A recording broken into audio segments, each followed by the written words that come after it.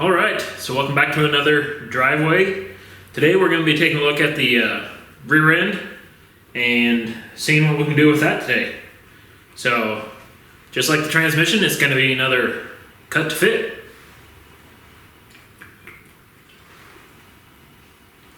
Little root beer here to get the day rolling or evening. Either way, let's get some stuff done.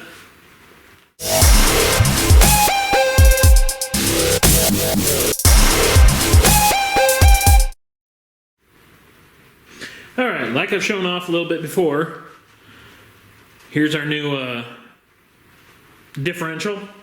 That's a Mustang from one of the brand new ones, Super 8.8. So I got gear choices and locker choices. Right now it's got the clutch style locker, so we'll just see how that works, and when we outdo that, then we can upgrade. But this whole third member piece here, the whole differential member, is easily a quarter of the price of what a wave track would be for the actual Crossfire rear end. So that's why I went this way, and then we'll have to have custom axles made, but this guy should be able to handle the power. And I already got it put on the jack lift here so we can check and see how badly we got to deal with things. Alright, so here we are at the rear of the car. You can see everything just like it was stock, just without the differential.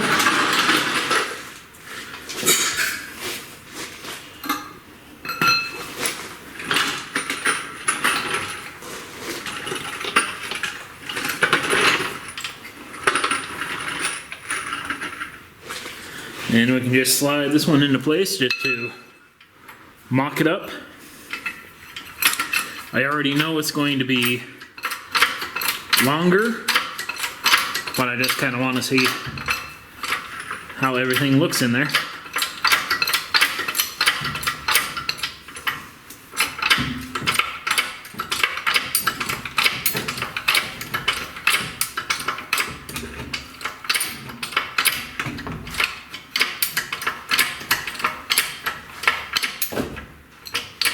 And that is pretty much what it looks like in there. Give or take a few.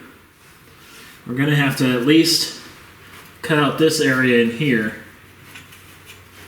Most likely we'll just come up to this eye opening and cut straight down. Then we'll come back in and reinforce everything a little bit later. Alright, so we should be officially crossing the point of no return here.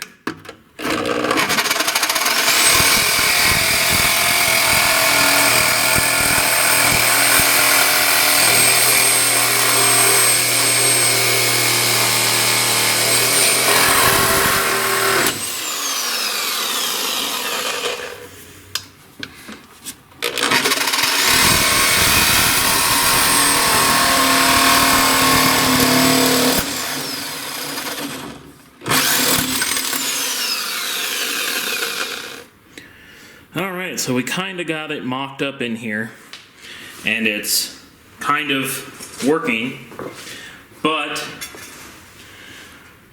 because it's at a weird angle, I am having troubles getting the weld to look halfway decent and burn in nicely, and I'm also smelling a little bit of gas.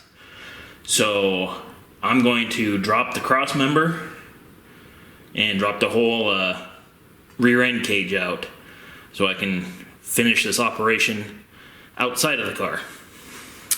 So that's going to be fun.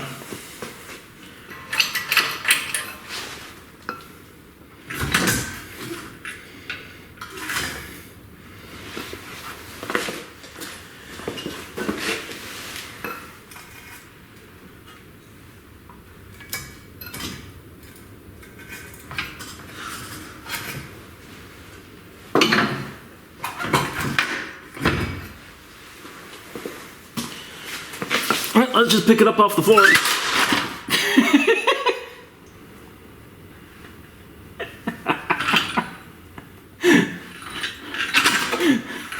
Not exactly what I was planning on, but oh, that was interesting. Okay, that guy's down.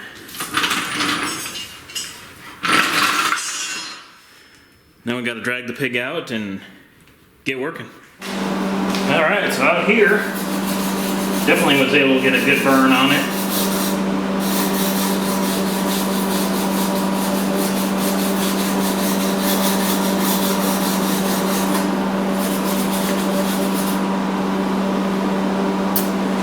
Now I'm going to have to probably work on the front mounts, and then when I got that relatively lined up, then I will come through and brace up, probably from here, loop it into here, then from there to loop it into there. That way it triangulates these bracket pieces. And then I'll see what else I can mess up on this thing. Alright, well I spent a few more good hours here rigging up this front panel piece. We cranked her down tight to the pumpkin, so we just have to figure out where it needs to sit.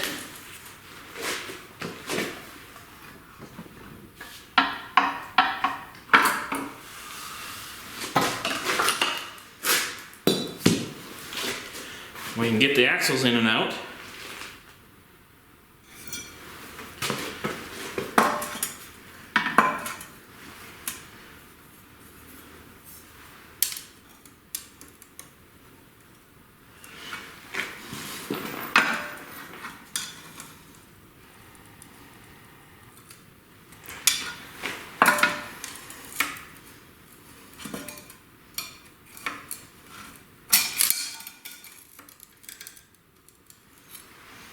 And it's like one side is a tiny bit higher than the other.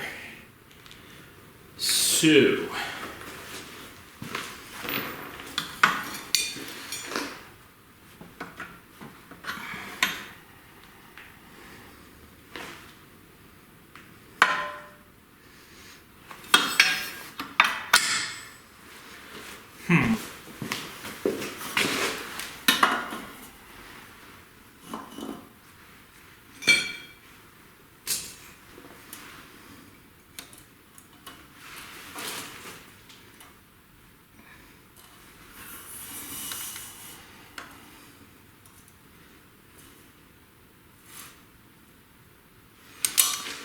that's about as close as you're gonna get.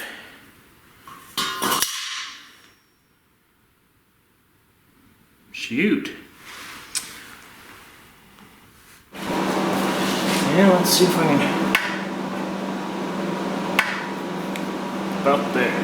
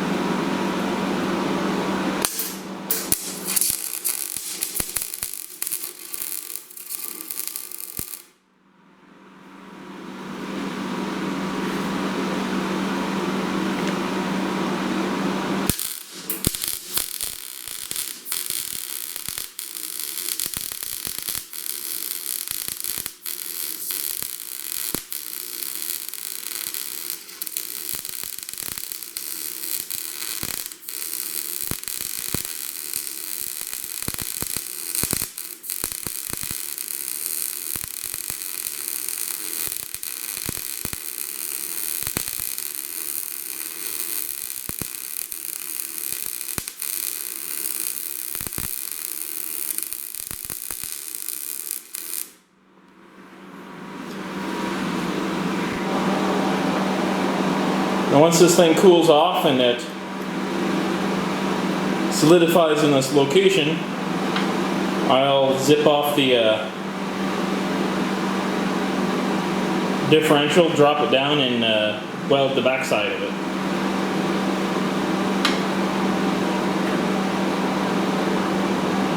But while I'm here,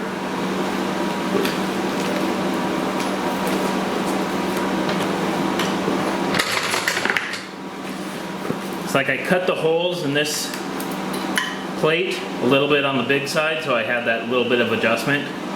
But these big fat washers that I made, they don't have any adjustment, so I'm just gonna zap them to the bracket, and then it's gonna be where it is.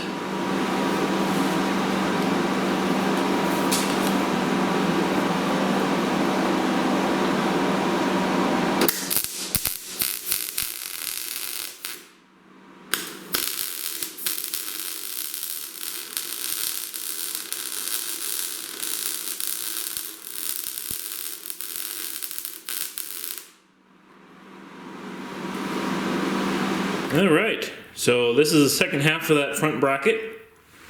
Under here, we've got a washer in between the actual housing and this bracket, just to make a little extra room for future removals of this thing. So that's kind of interesting there. Cut out all around this perimeter here. And then I can just come in here and put a good weld down. We'll have a three-dimensional weld. That'll stiffen it up quite a bit. And then I'll come in here on these edges and weld this piece around to help the fore and aft strength. We'll have plenty this way strength. So I guess it's just time to zap this thing down.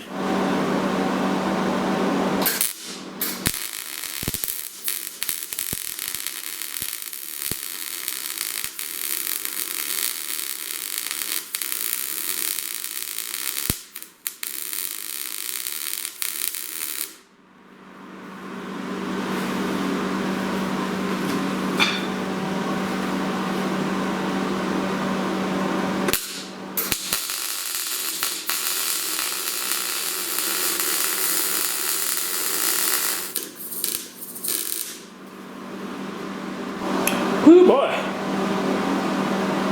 Well, we should be all zapped in there. Let's let it cool off and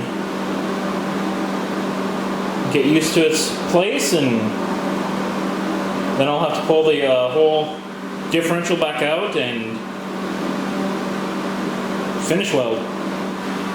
Alright, before I shut the welder down, I wanted to add this extra piece here. It's like on high horsepower Mustangs, these aluminum housings start breaking off these ears. And essentially what that does, in my opinion, is all your forces are put down out here, but there's a section right up in here that I want to come in and reinforce on there. So as everything's pushing up, this part of the housing will get a little bit of pressure on it as well. So that's my thought, and I'll just stick with it. Alright, look at this monster I have made.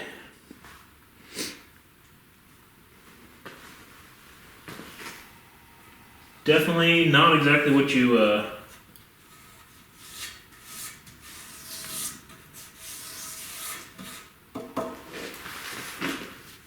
definitely not a stock item, let's put it that way. So that should hopefully hold her. And I guess I'm going to throw a little bit of a primer on there and start buttoning this thing up.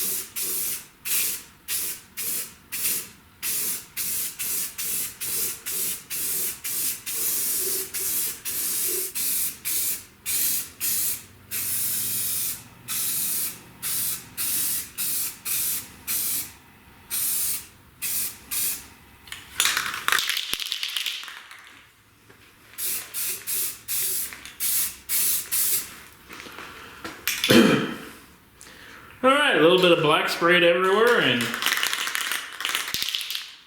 keep a little bit of that rust at bay.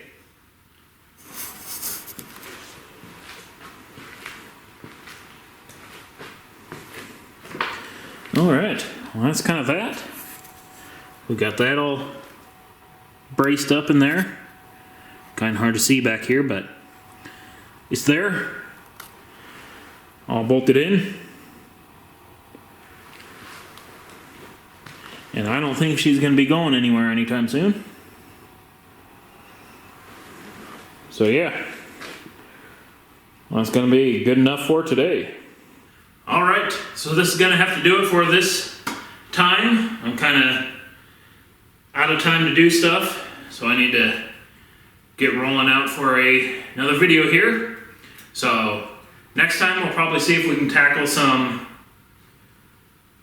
of the axles and see what we end up with. But so far we're looking pretty darn good.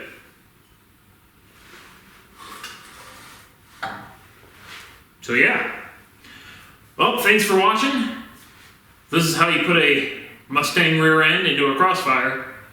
And most people probably won't do this, and I probably wouldn't suggest it because it is a lot of work and a lot of guesswork. So I could be horribly screwed on this, or everything will work perfectly. Either way, we'll see you next time. So yeah, make sure to like, subscribe, and that type of stuff, and see more of this. I guess I'll see you later.